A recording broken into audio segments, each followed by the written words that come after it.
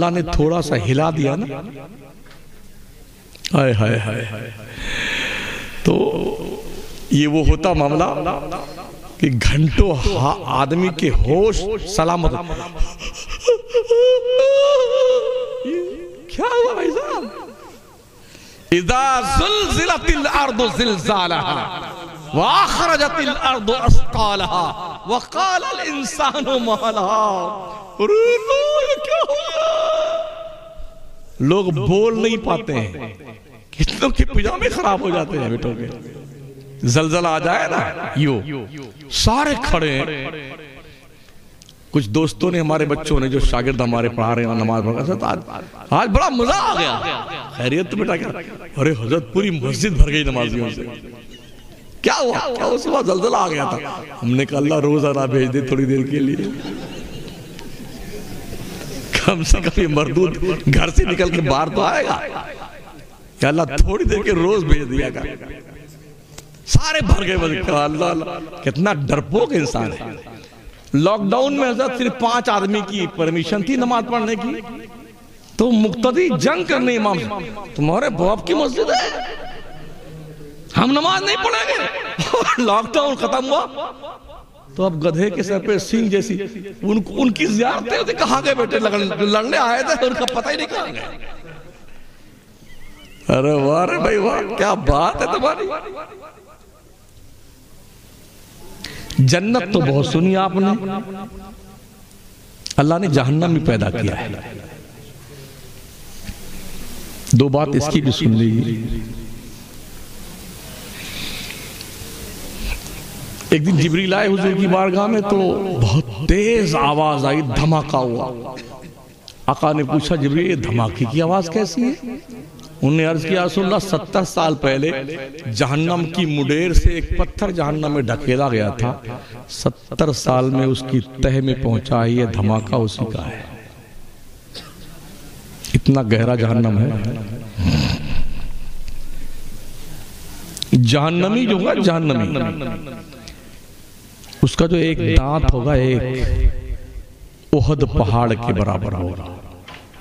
ओहद पहाड़ 15 किलोमीटर में फैला हुआ है। 32 दांत को गुणा कीजिए आप 15 किलोमीटर से।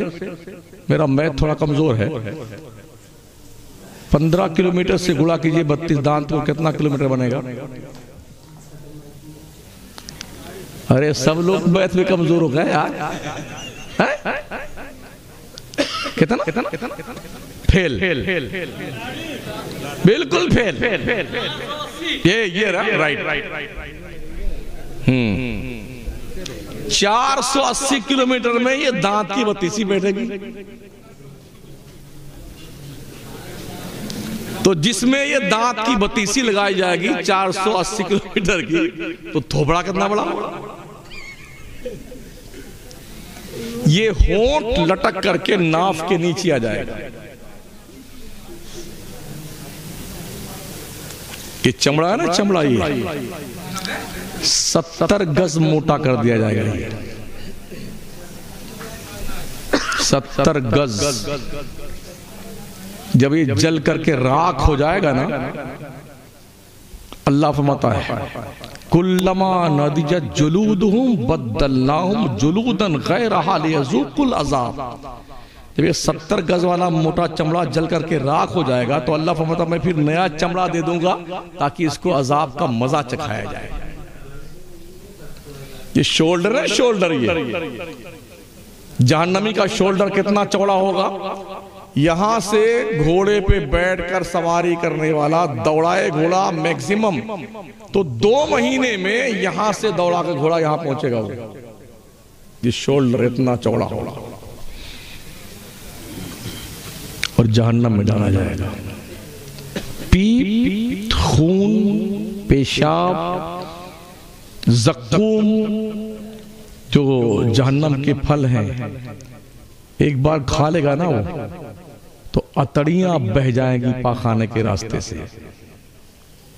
वो जहन्नम है। अगर तुम ये सोचते हो कि मौलाना लोग ये किस्सा कहानी सुनाते हैं, भाई साहब ये किस्सा कहानी फैक्ट है, हकीकत है और सच्चाई है। इसलिए मरने से पहले तौबा कर लो, तौबा गुनाहों से।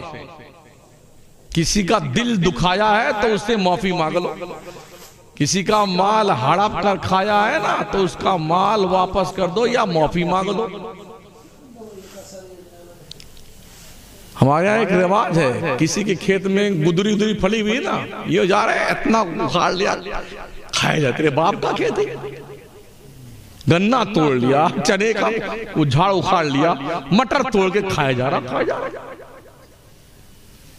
अगर आपने अपने पड़ोसी के छप्पर से दांत में खिलाल करने के लिए बगैर पूछे तिनका तोड़ लिया है तो भी ये हराम काम किया आपने, हराम। ये शहादत गहे उल्फत में कदम रखना है।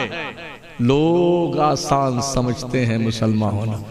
अब्बा मुसलमान थे, मैं भी मुसलमान हूं, दादा मुसलमान थे, हम भी मुसलमान हैं। इस्लाम पुश्तैनी नहीं चलता है, समझ रहे? ढंग के मुसलमान बनिए, ढंग के। डॉक्टर इकबाल कहते हैं, चुमी गोयम मुसलमानम बलरजम कि दानम मुश्किलाते लाए लारा।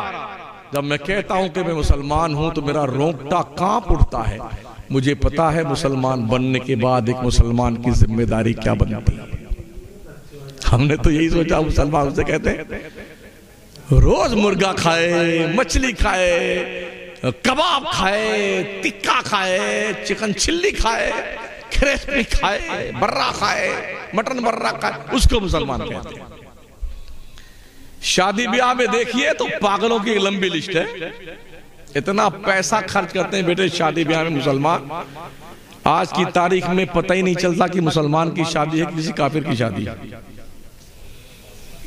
बाल वाल खोल करके मुसलमानों की बच्चियां एकदम बेपर्दगी और बेहयाई के साथ एक ही स्टेज पर दूल्हा दुल्हन, दूल्हा के दोस्त, दुल्हन की सारी सहेलियां हुल्लड़बाजी करती दिखती हैं। बाप की भी हया मर गई और भाई का भी जनाजा निकल गया, माओ की भी कब्रें खुद गई। ये सारे बेगैरत, ये बेशर्मी का मंजर देखते हैं, कोई बोलता तक नहीं। गलत कहता हूं?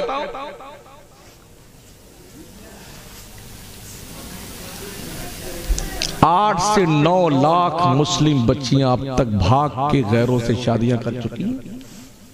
कहां बैठे हुए हैं?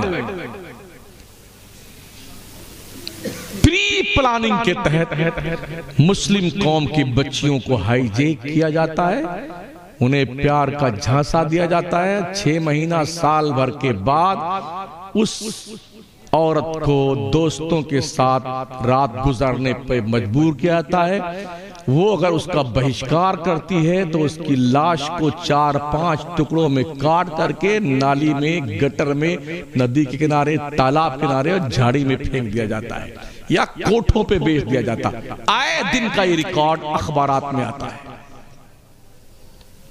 कहां बैठे हैं? अगर आपके खुद के स्कूल ना हुए, आपकी कॉलेज ना हुई, आपकी खुद की यूनिवर्सिटी ना हुई, तो वो दिन दूर नहीं कि आपके हर घर पर कुफ्र का शंख बजता हुआ दिखाई पड़ेगा। तुम्हारे दरवाजों पे दस्तक देगी कुफ्र की मशीनें, इर्तिदाद की मशीन। बचाओ अपनी बच्चियों को और बचाओ अपने बच्चों को। जो बच्चे हमारे कॉलेज स्कूल में पढ़ रहे हैं ना, वहां जानते हो क्या हो रहा है? अभी जो है एक लेडी टीचर है, वो हाजिरी लेती है, मोहम्मद आसिफ, तो क्या बताएगा? जय श्री राम, लब्बैक नहीं, यस सर नहीं। अब एक नया ट्रेन चला, वीडियो मौजूद है, वीडियो ये बोला जा रहा है। परसों हमारे जयपुर में बाज़ाब्ता तौर पर एक पागल विधायक जीता है, साधु। जीतने के दूसरे दिन ही जो है मुसलमानों की दुकान बंद कराने पहुंच गया था। उसको उम्मीद लगी शायद हम ही मुख्यमंत्री बन जाएंगे, तो एक पैटर्न तो था ही हमारे हिंदुस्तान में, इसी ट्रैक पे वही चल निकले महोदय जी। तो जिसकी दुकान पे अटैक किया, जब उसने कहा कि आप मतलब जिंदा रहना चाहते, देखना चाहते हैं, वो दबंग आदमी था, कहा कि आपको भी बेच देंगे इसी में रख करके। फिर माफी मांगा, अल्लाह लेलान माफी मांगा उसने। बेकसूर। तो जो अभी परसों 26 जनवरी कब थी? आज 29 है ना? हाँ, मुस्लिम बच्चियों ने एहतजाज किया इसलिए कि वो महोदय जी, MLA महोदय उसी स्कूल पहुंचे, वहां पर धार्मिक नारे लगवाए सारे बच्चों से। तो मुसलमान बच्चियों ने एहतजाज किया, जुलूस निकाला कि अब तक तुम MLA आके माफी नहीं मांगेगा, यहाँ पर ये स्कूल है, यहाँ धर्म का मामला नहीं चलेगा, यहाँ पर सिर्फ शिक्षा दी जाएगी XYZ किसी भी मजहब का आदमी। 2 दिन से एहतजाज चल रहा अभी। तो दुनिया आपके पीछे पड़ी है नहा धो करके, और आप हैं ख्वाबे खरगोश की। हम भले हमारा जहांगीरगंज भला, हम भले हमारी सोसाइटी भली,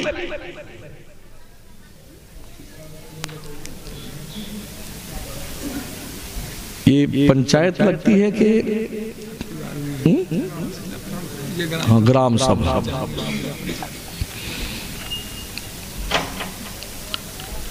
कम से कम घर के जिम्मेदारों की जिम्मेदारी बनती है, महल्ले के जिम्मेदारों की जिम्मेदारी बनती है। मैं नौजवान बच्चों से गुजारिश करूंगा, कम से कम तुम तो एहसास करो यार, तुम्हारी कौम की कोई बच्ची अगर ऐसा करती है तो पूरी कौम की नाक कटती है, पूरी कौम की बदनामी होती है।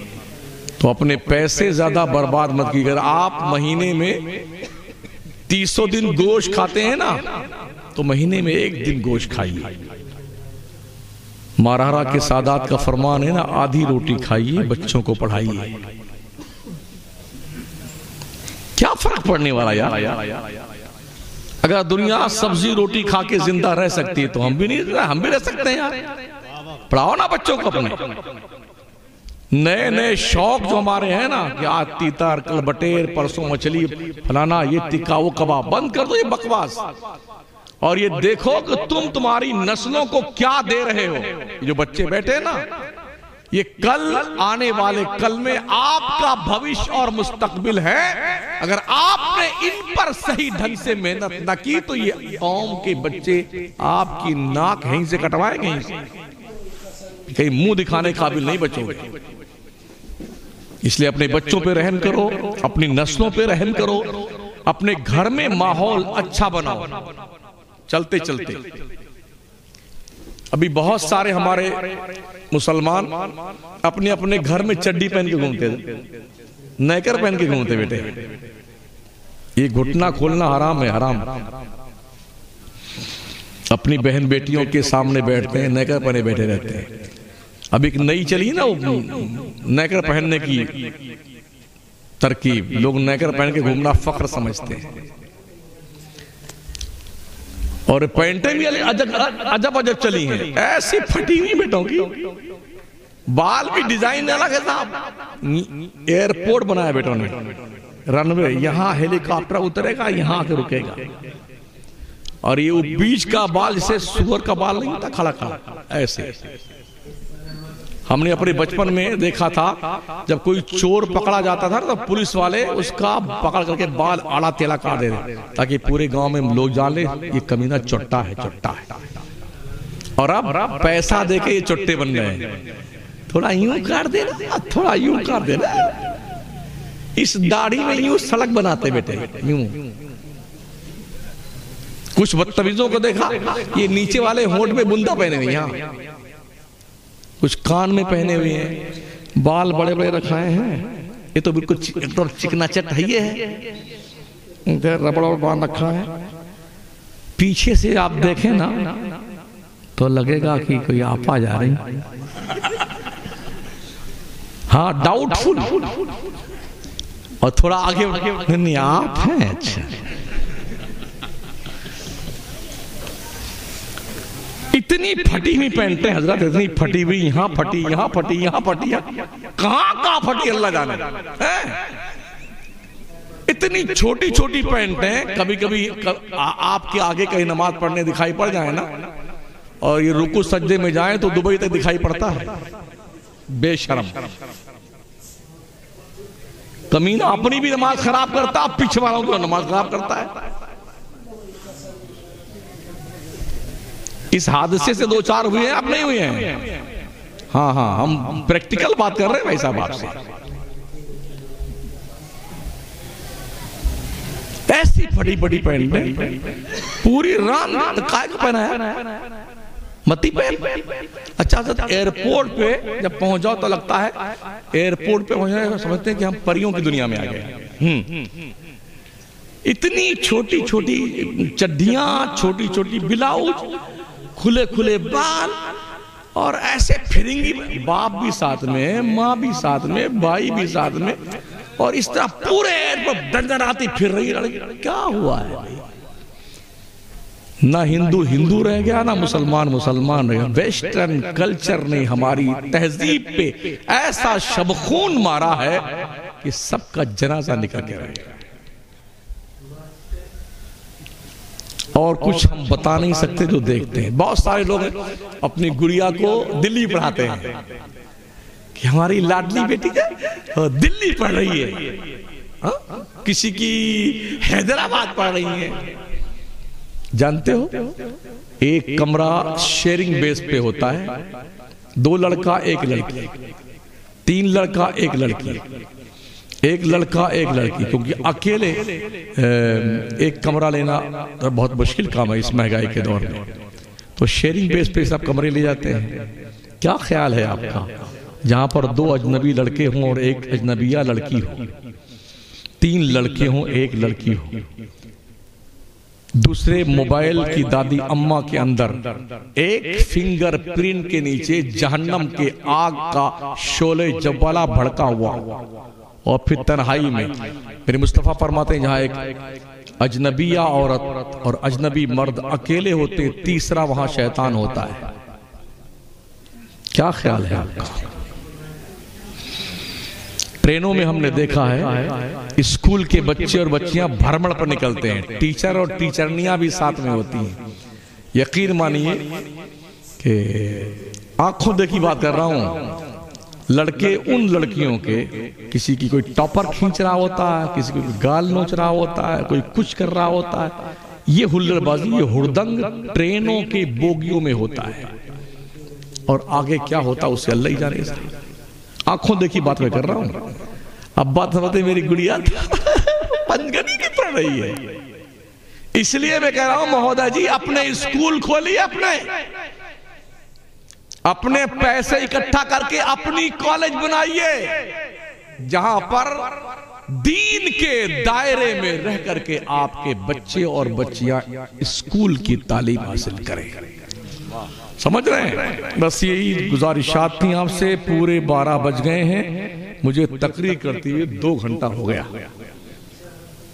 क्या इरादा है? अब इससे ज्यादा नहीं बोलेंगे वरना हमारी फ्लाइट छूट जाएगी। हमको लखनऊ पहुंचना है, कल 10 बजे मेरी फ्लाइट है रांची जाने के लिए। अगर समझ शरीफ के झरोखे से दिल के रोशनदान तक कोई बात पहुंची है जहांगीरगंज के लोगों, तो मान लेना यार, वरना ये कल दुकान रांची में लगाऊंगा इंशाल्लाह ताला में, और परसों इंशाल्लाह वापी में हूँ, मुंबई के आगे वहाँ गुजरात में। तो अलग अलग जगहों पे हम दुकान लगाते रहते हैं। आज आप यहाँ लगा दिए 2 घंटे की। आप खुद भी नमाज पढ़िए 5 वक्त की, और अपने बच्चों को जगा कर साथ में ले जाइए मस्जिद में, ताकि इनकी आदत पड़े नमाज पढ़ने की। हुजूर ने यूं थोड़ी फरमाया था जब बच्चे 7 साल के हो जाएं तो इन्हें अपने साथ मस्जिद में ले जाओ ताकि इनकी आदत बने। 10 साल तक अपने साथ ले जाया करो। 10 साल के बाद नमाज नहीं पढ़े बच्चा तो डंडा मार के नमाज पढ़वाओ। बच्चे आपके 10 साल के हो जाए तो 2 बच्चों को एक साथ एक बिस्तर पे न सुलाना, नबी की तालीम। अखलाकी बीमारी फैलेगी। हमारे यहाँ क्या, एक बड़की रजाई ले लिया है, इसी में लड़की भी सो रही है, इसी में 2 लड़के भी सो रहे हैं, और एक ही रजाई है, एक ही बिस्तर है। अखलाकी बीमारी पैदा होती है। जैसे ही बच्चा या बच्ची 10 साल का हो जाए उसका बिस्तर अलग कर दो। ये तकरीर कोई करे वरेगा नहीं, समझ रहे हैं? हर आदमी का चक्कर होता कि खूब तकरीर मेरी जम जाए, और फिर ये बुलाए हमको मौलाना साहब जहांगीरगंज वाले, अगली बार फिर हम ही बुलाए। मुझे कोई चक्कर नहीं है, बुलाओ चाहे चूल्हे भाड़ में जाओ, अपने कुछ लेना देना नहीं है। सीधी सी बात है, जो मेरे को कहनी थी वो मैंने कह दी है। अगर आपको पल्ले पड़ती तो सुभान अल्लाह, वरना कोई बात नहीं है। हमने अपनी जिम्मेदारी पूरी कर दी, समझ रहे हैं। 5 वक्त की नमाज पढ़िए सुन्नी इमाम के पीछे, झूठ मत बोली, चुगली मत करना, गीबत मत करना, किसी को सताना नहीं, नजरों को हयादार बनाना, गलत रास्ते पे मत चलना, किसी के माल को मत हड़पना, किसी पे जुल्म मत करना, बड़ों की इज्जत करना, छोटों से प्यार करना, पड़ोसियों की रवादारी महफूज रखना, उनके हुकूक पहचानना, अपने देश की हिफाजत के लिए सदैव तत्पर रहना। कश्मीर से कन्याकुमारी तक जर्रे जर्रे की हिफाजत हमारा पर्सनल फरीजा है, इसलिए कि हमारा मुल्क है, हमारे ख्वाजा का मुल्क है। आपको मिठाई नहीं खाना है, चाय नहीं पीना है, शक्कर वाली चीज नहीं खाना है, गुलाब जामुन नहीं खाना है, बर्फी नहीं खाना, जलेबी नहीं खाना, चावल नहीं खाना, आलू नहीं खाना। हाँ साहब नहीं खाएंगे, कितना डरपोक है इंसान। अरे पैदल चलना जनाब आपको रोजाना 10 किलोमीटर, स्कॉर्पियो खड़ी हुई है, पैदल भागे जा, 1.5 कुंटल के, 2 कुंटल के तोद की चर्बी पिघला रहे, पैदल भाग रहे। जा चाटा बैठ, स्कॉर्पियो खड़ी हुई ना बैठना, फॉर्च्यूनर खड़ी हुई बैठ जा। डॉक्टर साहब ने पैदल चलने को कहा। यूं बढ़िया बढ़िया मिठाई देखता, राल तब नहीं खाएंगे, खा ले। डॉक्टर ने कह दिया कि शुगर हो गया तो मीठी चीज खाना बंद कर देते हो, लिक्विड पीना बंद कर देते हो, आलू खाना बंद कर देते हो, चावल खाना बंद कर देते हो, और अल्लाह ने फरमाया बंदो हराम मत खाओ, उसे बंद नहीं करते हो। अल्लाह ने कहा झूठ मत बोलियो, धड़ल्ले से बोले जा रहा है। अल्लाह ने कहा भाइयों के हकूक पे डाके मत डालियो, डाले जा रहा है साहब। अल्लाह ने कहा बदनिगाही मत करना, बेहया बन गया है। अल्लाह ने कहा जिना मत करना, इतना बड़ा खबीज बन गया कि हिसाब किताब नहीं है जितना। और हमने ऐसे ऐसे भागते देखा, लड़कों को भी लड़कियों को भी यूं भागे जा रहे हैं। मुंबई में देखा 7 रास्ते रेस कोर्स नहीं है, अल्लाह अकबर, क्या पसीना चपका है, टपका रहे मेरे भाग भाग करके। अल्लाह फरमाता या अय्युहन्नासु तक़ू रब्बकुम इन्ना ज़लज़लतस्साअति शैउन अज़ीम। ओ दुनिया में डरपोक किस्म के लोगों, अपने रब से डरो, बेशक कयामत का जलजला बहुत सख्त चीज है। डरो अल्लाह से, खौफ खाओ अल्लाह से, और मदरसों को जिंदगी दो, जिंदगी। हालात बहुत बुरे हैं, कमेटी इतनी बदतमीज हो गई ना, कमेटियां इतने बड़े दज्जाल है खबीस कहीं के,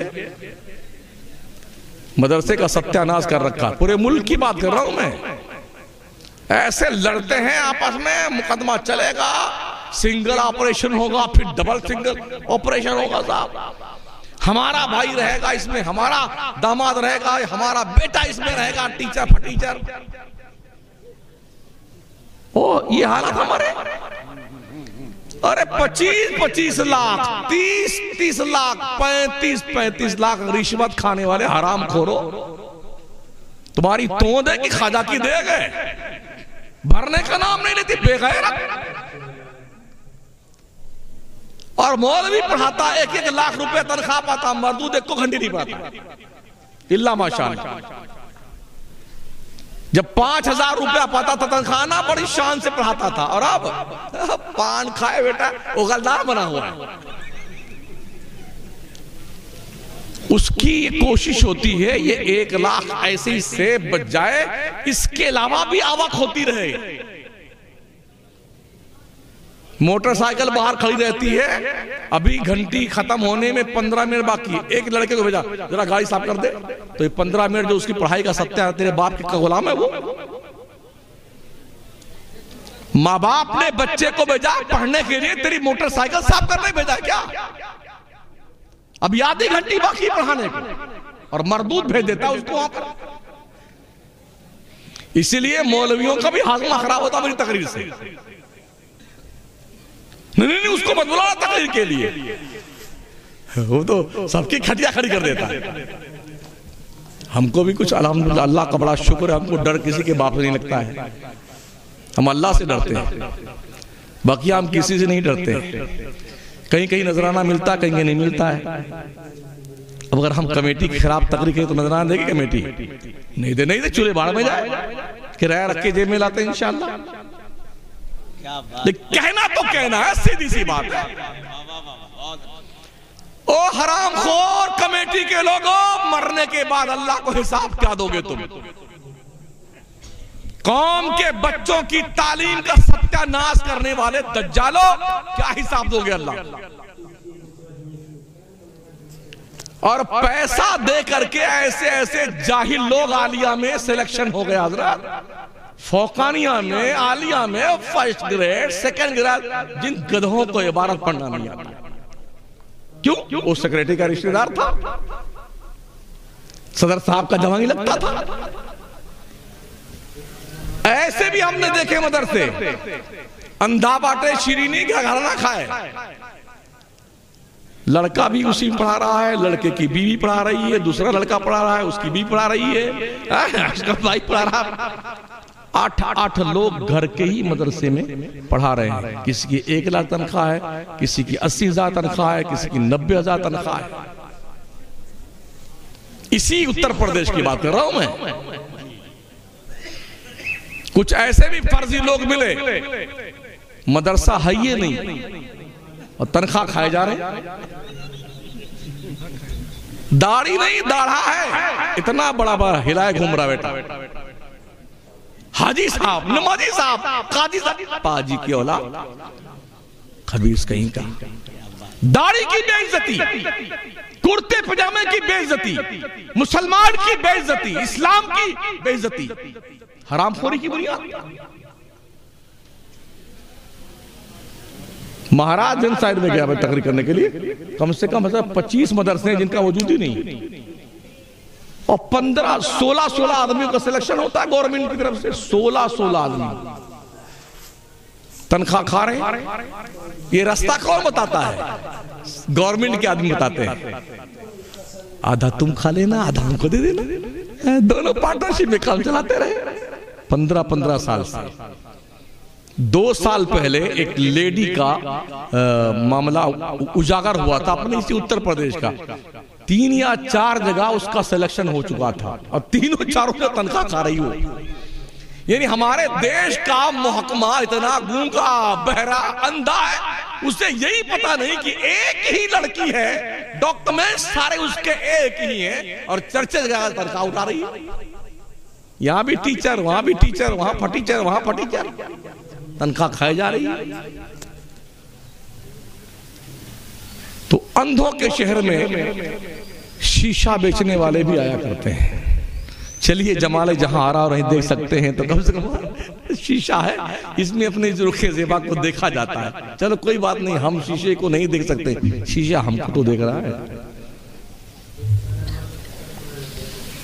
साथियों, जहांगीरगंज के लोगों, आपका कोई स्कूल है इस गांव में? ईमानदारी से बोलना, कैसा